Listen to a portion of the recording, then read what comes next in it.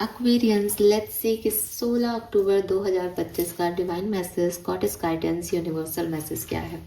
आज अभी आपको क्या सुनने की ज़रूरत है, यूनिवर्स का गाइडेंस आपके लिए क्या है। अगर लाइफ की किसी सिचुएशन में स्टक है तो क्या करना सही है, अगर आज कोई सिचुएशन आती है तो उसे कैसे डील करें, इस रिगार्ड में ये रीडिंग है। लेट्स सी कि आपकी हायर पावर्स, आपका डिवाइन आपको क्या मैसेज देना चाहते हैं। Please universe, please divine power, please spirit guide, please give me the great message which are in our higher good. Thank you.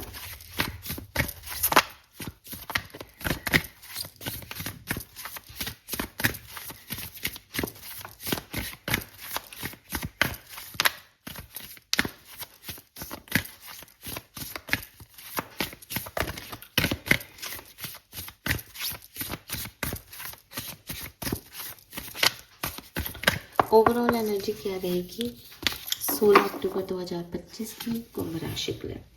We have taurus.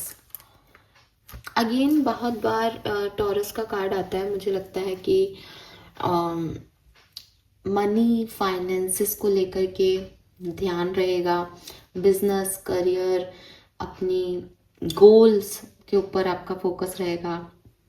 Practical energy है एकदम totally कि क्या करूं कि अच्छा अर्न कर सकूं, किस सिचुएशन में इमोशंस ज़्यादा नहीं लगा करके और जो सही है वो करना।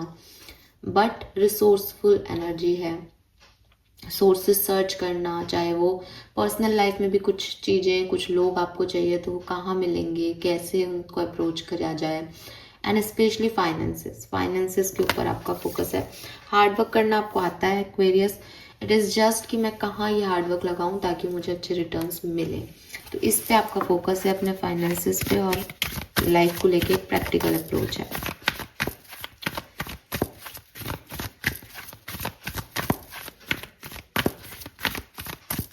थोड़ी सी खुद के ऊपर भी एनर्जी है, सामने वाले पे या बाकी चीज़ों पे नहीं है, खुद पे है कि मैं क्या करूं, मेरा क्या। लेट्स सी गाइडेंस क्या आता है हमारे लिए। वाई खुद की एनर्जी, बहुत सारे सवाल हैं एक्वेरियस और उनके जवाब ढूंढने हैं एक्वेरियस को।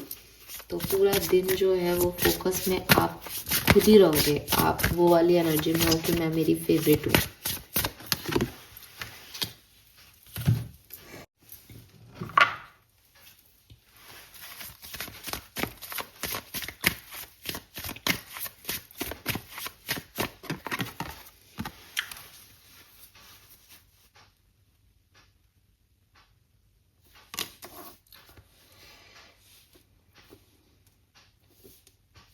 डिस्टर्बिंग है आपकी एनर्जी एक्वेरियस आज के दिन, और यही आपको प्रैक्टिकल बना रही है।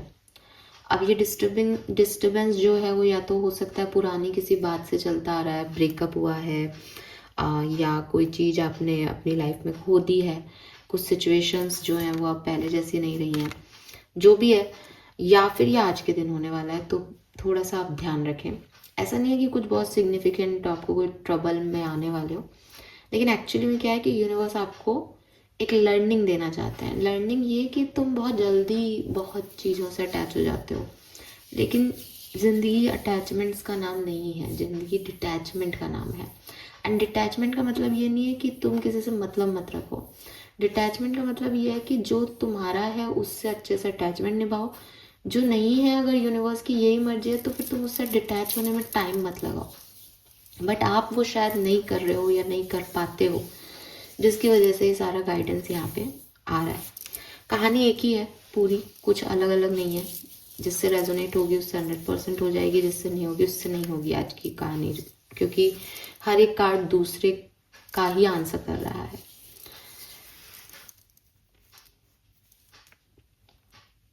किसी का ध्यान मनी फाइनेंसेस पे इसीलिए है क्योंकि वो इमोशनली बहुत हर्ट है, ठीक है। और किसी का ध्यान इसलिए है क्योंकि उसको सामने वाले ने या किसी सिचुएशन में उसने इस चीज़ को खोते हुए देखा है, तो उसको वो सबक पाना है। तो कोई अपना ध्यान बटाने के लिए ये कर रहा है, कोई खुद को प्रूव करने के लिए ये कर रहा है, लेकिन मैं की एनर्जी है। सामने वाला या कोई सिचुएशन इम्पॉर्टेंट नहीं है अभी एक्वेरियस के लिए। एक्वेरियस के लिए वो खुद इम्पॉर्टेंट है, बिकॉज वो खुद एक प्रॉपर स्टेट ऑफ माइंड में नहीं है। उस प्रॉपर स्टेट ऑफ माइंड को ढूंढने की कश्मकश है आज के पूरे दिन में। अब नंबर्स की बात करती हूँ तो देखो यहाँ पे नंबर 9 की ऊर्जा है।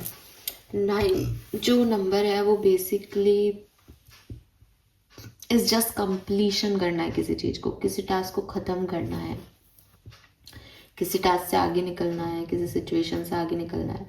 तो वो 9 नंबर की एनर्जी है। लेकिन 9 जो नंबर है वो इंडिपेंडेंसी का है। 9 जो नंबर है वो गोल ओरिएंटेशन का है। तो द थिंग इज कि टोटली दिमाग के थॉट प्रोसेस गड़बड़ा रहे हैं, सिचुएशन नहीं गड़बड़ा रही। क्योंकि जब तक 9 पे नहीं आओगे तो 10 तक कैसे पहुंचोगे वाली सिचुएशन है कि भाई जो होना है यूनिवर्स में वो तो होना ही है। हर चीज़ टेम्परेरी है, कुछ ना कुछ खोना ही है, कुछ ना कुछ खराब होना ही है। ठीक है, आई एम नॉट सेइंग कि खराब को आप एक्सेप्टेंस दे सकते हो या खराब तो हो जाएगी, मैं ये इस वे में ये बात नहीं बोली है मैंने। लेकिन मुझे ऐसा लगता है कि इस चीज़ के लिए रेडी होना चाहिए कि अगर हम अच्छे को डिज़र्व करते हैं तो लर्निंग भी लाइफ का एक पार्ट है, तो बुरा भी साथ आएगा। सच की वैल्यू तभी है जब झूठ भी हो कि हाँ भाई ये झूठ है तभी ये सच है, अदरवाइज तो सब बातें हैं। तो वही चीज़ आपको यूनिवर्स कह रहे हैं कि थोड़े से एक्सेप्टेंस नहीं दी जा रही किसी बात को, किसी सिचुएशन को, उसमें सवालों में उलझे हुए हो। जबकि एक नॉर्मल एटीट्यूड रख सकते हो कि ठीक है यार, अब जो यूनिवर्स को मर्जी है वो कर देंगे, कभी अच्छा टाइम आएगा तो फिर अच्छा हो जाएगा। इस चीज़ के साथ आगे बढ़ा जा सकता है। लेकिन प्रोसेसिंग दिमाग में ही गड़बड़ा रही है। वहाँ पे रिवेंज चल रहा है, वहाँ पे हर्ट चल रहा है। तो अब कोई हर्ट है तो वो बार बार उसी को सोच रहा है, ऐसा क्यों हुआ, उसने ऐसा क्यों किया, मैं क्या करूँ, कैसे बताऊँ उसको मैं क्या हूँ, मैं अब ये कर दूंगा, मैं अब ये कर दूंगी। तो कहीं ना कहीं एक मेंटल लेवल पे जंग चल रही है एक्वेरियस आपकी। तो नंबर 9, नंबर 8 कार्मिक भी हो सकता है ये विषय पूरी तरह से। नंबर 7 स्पिरिचुअल लर्निंग भी हो सकती है। 7, 8, 9 दिख रहे हैं मुझे यहाँ पे। इसके अलावा यहाँ पे नंबर 2 है, नंबर 31 से 4 है, और एक नंबर 3 की एनर्जी है। कलर ऑफ द डे की मैं बात करूँ तो मुझे लगता है मिट्टी कलर जो होता है ना, भूरा कलर, वो आज के दिन बहुत अच्छा है आपके लिए। वो ना आपको ग्राउंडेड करेगा एंड आपको ग्राउंडनेस की बहुत ज़रूरत है। अगर आप कलर ब्राउन नहीं पहने तो भी आप अर्थ एलिमेंट से जुड़े रहें, तब भी आप नंगे पैर जो है गार्डन में चलें, घास पे चलें, मिट्टी में चलें, मिट्टी के आसपास जाके बैठ जाएं जहाँ बहुत सारी मिट्टी रखी हो। मिट्टी क्या बताती है हमको कि हमको एक दिन मिट्टी हो जाना है एक्वेरियस। थोड़ा डीप थॉट है लेकिन एक्चुअली में यही है। आप मिट्टी को हाथ में पकड़ोगे तो एकदम ऐसे छोड़ते जाओगे, वो निकलती जाएगी। गीली कर दोगे तो वो एक जगह एक पर्टिकुलर शेप ले लेगी, लेकिन सूख के फिर बिखर जाएगी। तो लाइफ पे यही है, आप बांधना चाहते हो चीज़ों को, आप बांधते हो, बंध भी जाती हैं चीज़ें, पर एट द एंड उनको बिखरना है, वो छूटेंगी। तो उनका जो फ्री स्पिरिट है वो मिट्टी की तरह बहना है। हमारा भी फ्री स्पिरिट जो है वो मिट्टी की तरह बहना है। इसको एक्सेप्टेंस देना है इन शॉर्ट। तो ब्राउन कलर बहुत आ रहा है यहाँ पे। अब यहाँ पे गाइडेंस में सबसे पहला कार्ड है वाई का, नंबर 31। कुछ सवाल जो आप अपने लिए पूछते हो कि मेरे साथ ऐसा क्यों हुआ, ये किसी ने क्यों किया।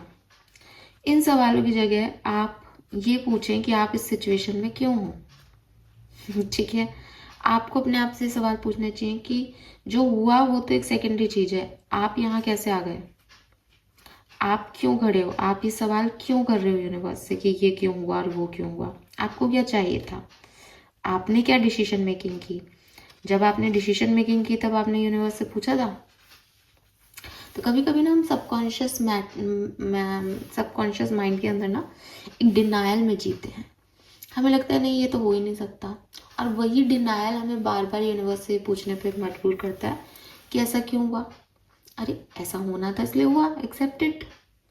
अब जब तुम क्वेश्चन बदल के ये करोगे कि मैं यहाँ क्या कर रही हूँ, तो तुमको समझ आ जाएगा कि भाई मैं मेरे साथ ऐसा ऐसा हो रहा था, फिर मैंने ये टर्न लिए थे लाइफ के, इसलिए आज मैं यहाँ खड़ी हूँ।